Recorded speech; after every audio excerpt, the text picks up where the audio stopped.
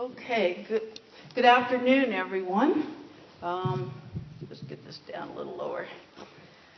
So my research is on inoculation of whitebark pine seedlings with native mycorrhizal fungi.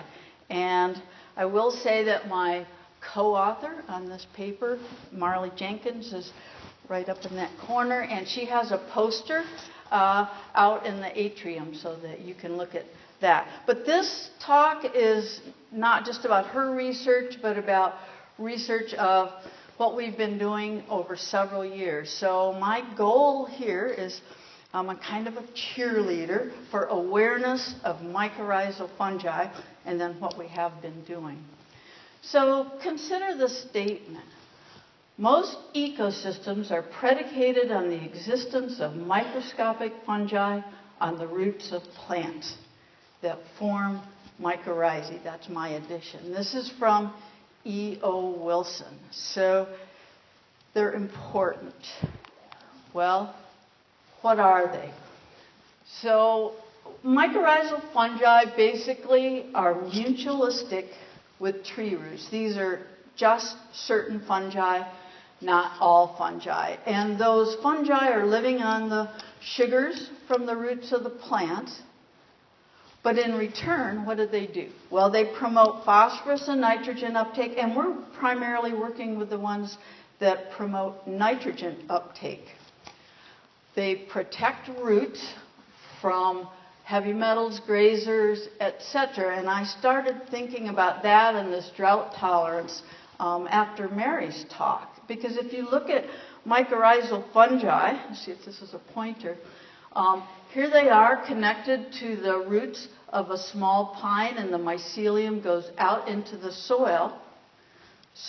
Mary was talking about soil, and here's the interface of the plant and the soil, only they don't interact directly. That fungus intercedes and puts itself between the soil and the plant. So that's just something to think about. Basically, they are covering the fine roots of the pine or whatever plant that we're talking about. Also, just in general, they can help with seedling establishment. They can help improve tree health, etc. I'm just being very general there. And there are a lot of different tree species that depend on Ectomycorrhizal fungi. Other tree species depend on another type of mycorrhizae. But all pines depend on Ectomycorrhizal fungi to survive in nature. And there have been studies where they've tried to transplant pines, say, to the Caribbean, where their native mycorrhizal fungi don't exist.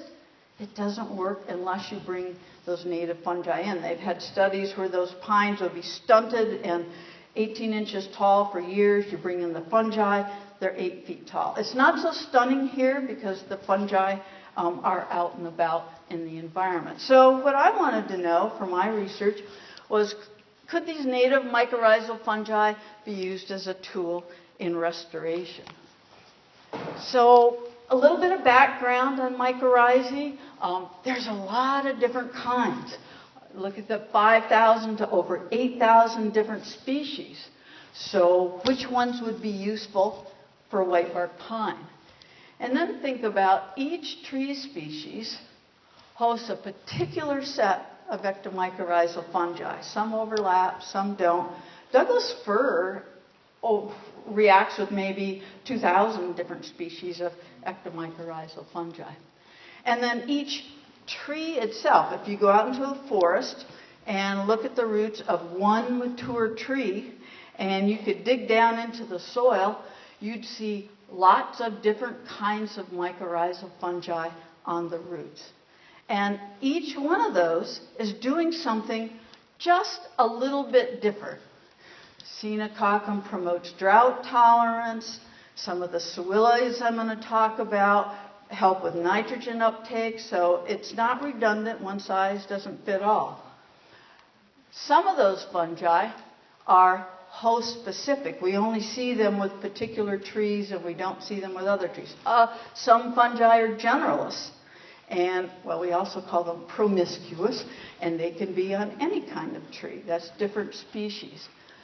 And some of those host-specific ones are the ones that we're going to be interested in. So you have to get the plant, the whitebark pine, you have to get the right fungus, and the right soil, as Mary was talking about, is critical before this mycorrhizal association will even happen. So I went to Austria in, I think it was 2009, and in Europe, they are looking at the European stone pine, Pinus decembra, which is also a stone pine, and they've been using mycorrhizal fungi for restoration for over 50 years. They're using it for a different reason, to stabilize these slopes from avalanches, because they cut down all the trees years back to increase the grazing areas. And then they got avalanches, and so then they wanted to reestablish the trees. So someone that, well, he's passed away now, but Meinhard Moser went up into the high elevations, found some native fungi that were used to inoculate these seedlings. And with the addition of those mycorrhizal fungi, they increased survival from 50 to 90%. That wasn't just mycorrhizal fungi. They improved a lot of other methods there. And then recently, they've gone back and using DNA, they've looked and found that those pines are now 50 years old. They see the same species out there. They think they're some of the same ones that have been used for inoculation. And they turn out to be native Sewillis species that are forming these Ectomycorrhizae on their pots. So, what fungi are Ectomycorrhizal with whitebark pine? We didn't know when I started this research. It's something that's very interesting to even see. No one really knew. There are a few scattered reports, but we just didn't know much. And then second of all, which ones are going to be useful.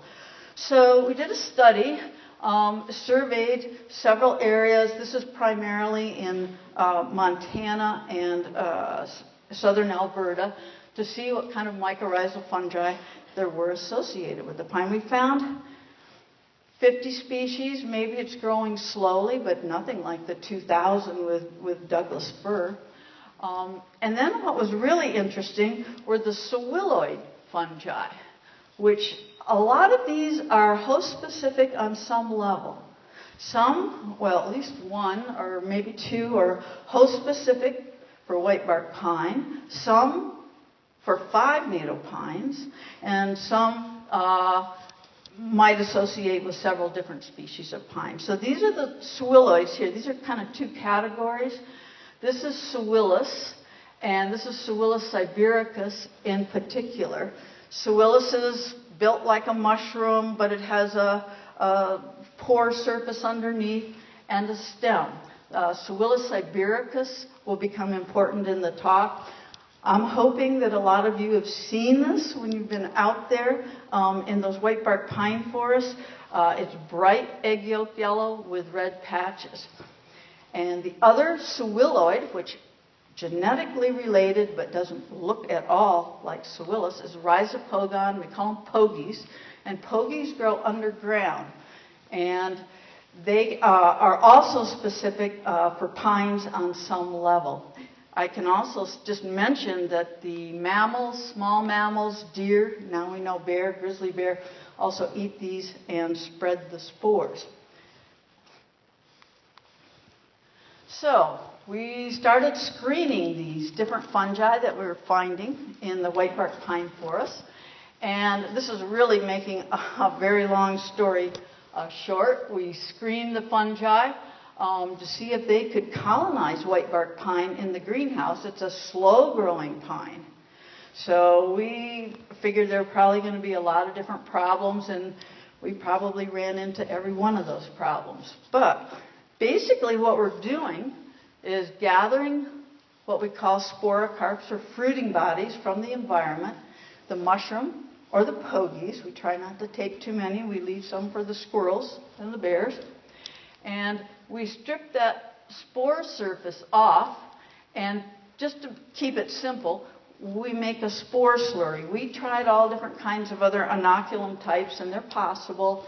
We tissue cultured it, we grew the mycelium and added it, a lot of other possibilities, but for us this was the most efficient, at least at the time. So then we take the spore slurry and simply take our big, that's a cattle inoculation gun for giving vaccinations, and it works very well for shooting in spores into each container, and it's about 3 million spores. 3 million spores per seedling that get shot into there. If everything goes right, mycorrhizae will form in the container on the seedlings. That's the goal. You usually have to start 2-3 months before they're outplanted. It's not as easy as that. As I said, we tested various inoculum types, substrates, fertilizers. We found a low nitrogen fertilizer worked the best. That makes sense, right? Because if you dump nitrogen in there, the seedling doesn't really need the fungi to help with fungus to help with nitrogen uptake. So reduce nitrogen, saves cost, and then let the mycorrhizal fungi do the work on that. So after all of these studies, at least for the beginning of all of this, our Sewillus sibiricus, our Siberian Sewillus, colonized the most quickly, effectively, covered a lot of the roots, and so that's the one that we went forward with. Okay, so now we had it sort of figured out in the greenhouse. It's still not perfect. Not every seedling that's inoculated becomes colonized, but we're working on all those variables too. So then we went to a field study, and this is with Cindy Smith and my graduate student Erin Lonigan, who's now the botanist in the Klamath National Forest. Yes, she just got the job a few days ago. So you have someone there who knows about whitebark pine. So this is about 1,000 seedlings, 21 plots. We had 4 different site conditions. We had burns and unburned areas. Some of those had bare grass, or at least bare grass roots in the burns. And then we added, some of these seedlings were inoculated with the native Ectomycorrhizal fungi. I would never use anything other than native fungi, or not. And then some were planted in microsites, or not. And then just to complicate the statistical analysis of this, they were planted in clusters of 3, and I can tell you that some of the clusters had 1 inoculated seedling, or 2, or 3, various combinations thereof. So I'm not going to give you all the complicated statistics for that. Bottom line, just to kind of make a longer story short for here, inoculation with Sewillus sibiricus, along with planting in microsites, along with planting on burns, resulted in the highest survival. And this is still early. This is 3 years. And I did want to mention that we jumped the gun and published in Forest Science after 2 years, but the 3rd year data is published in Nutcracker, which is kind of covered there. But this gives a better picture, and it also, if we teased out the mycorrhizal component, I would say maybe 15 to 18% improvement just for the mycorrhizal fungi. So this was a very interesting study, but those burn areas were terra-torched. So it's a light burn on 21 plots, and it wasn't severe or intense. So that means that there could still be remaining mycorrhizal fungi in the soil. So we really wanted to give this a good test. So this is where Marley's research comes in. And now we move to a severe burn. So what we want to know now, and this study is not finished, so you're not going to get complete results here. How does colonization with Sewilloid fungi affect whitebark pine seedlings planted on a severe burn in the field? And there we're just kind of looking at survival. and whitebark pine seedlings planted in burned soil in the greenhouse. So it's the same burned soil that came off of the site. But when you're out planting on the field sites, you can't then go dig up all the seedlings and see what's on there, right? That's called destructive sampling. So that's why we also set up the greenhouse study. So little something about what we already know. Whitebark pine seedlings appear to have improved survival on burn sites, although I'm trying to think if there was one talk today that suggested not, but in general, we tend to think that. And also, severe burns are known to eliminate Ectomycorrhizal fungi from the soil. So in a lot of cases, they can just be toast. They aren't there. It's a good place to test your mycorrhizal inoculum because you have a greater chance of nothing on the control and then mycorrhizal fungi on the treatment. So here they are, outplanted in burned soil and then seedlings in the burned soil in the greenhouse. So here's our method. So our seedlings come from the Idaho nursery.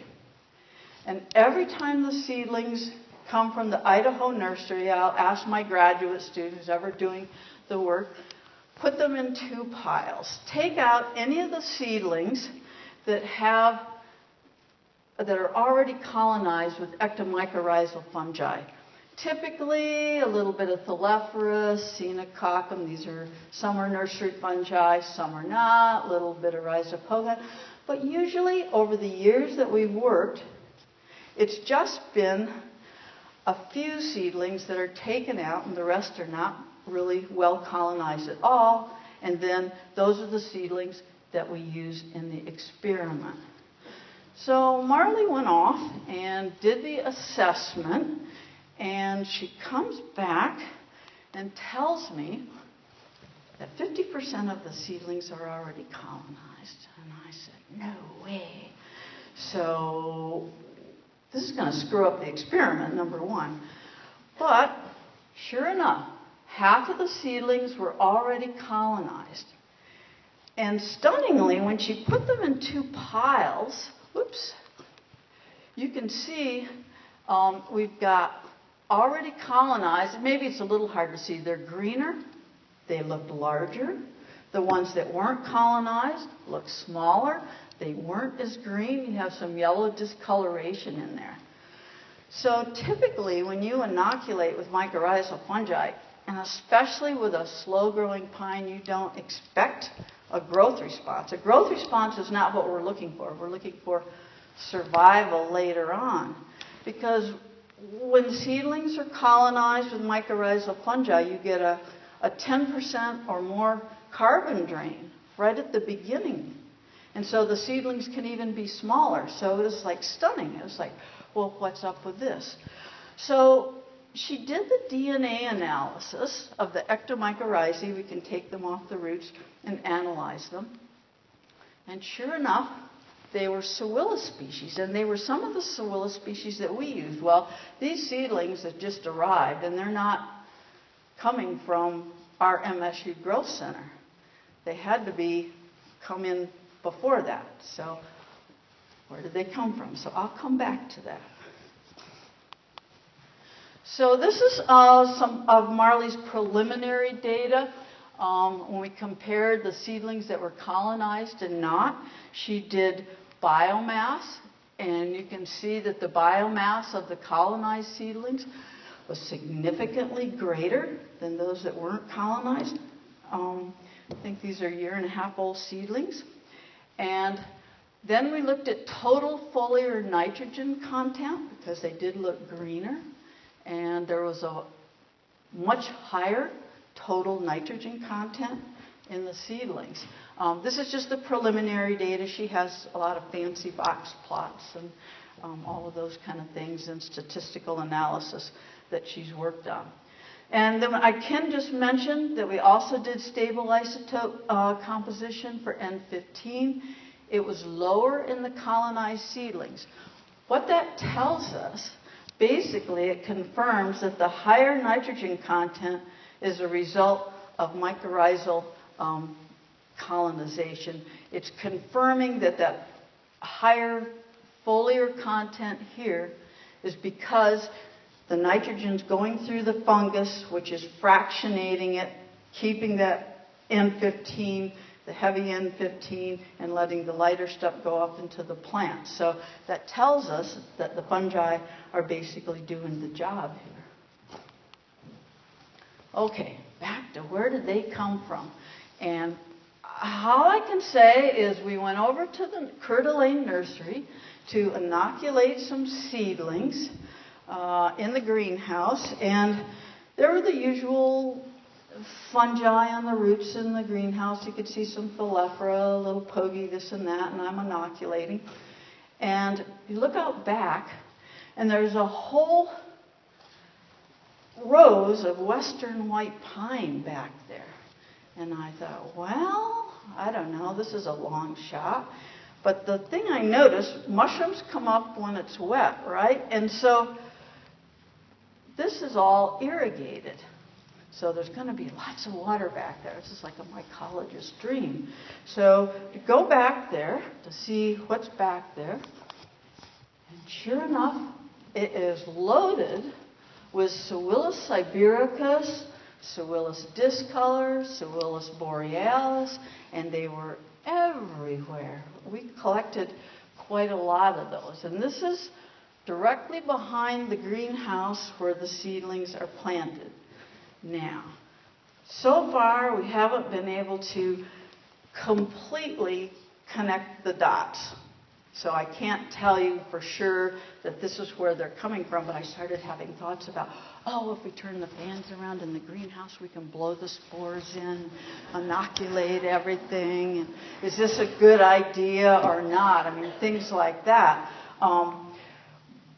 But we might be able to do a little more DNA analysis to see. But I did collect these. We did put these on our pine seedlings in the greenhouse, and sure enough, we did get Pseuilus sibiricus mycorrhizae out of them. So western white pine is a 5-needle pine. They share some of the same mutualist fungi and some not.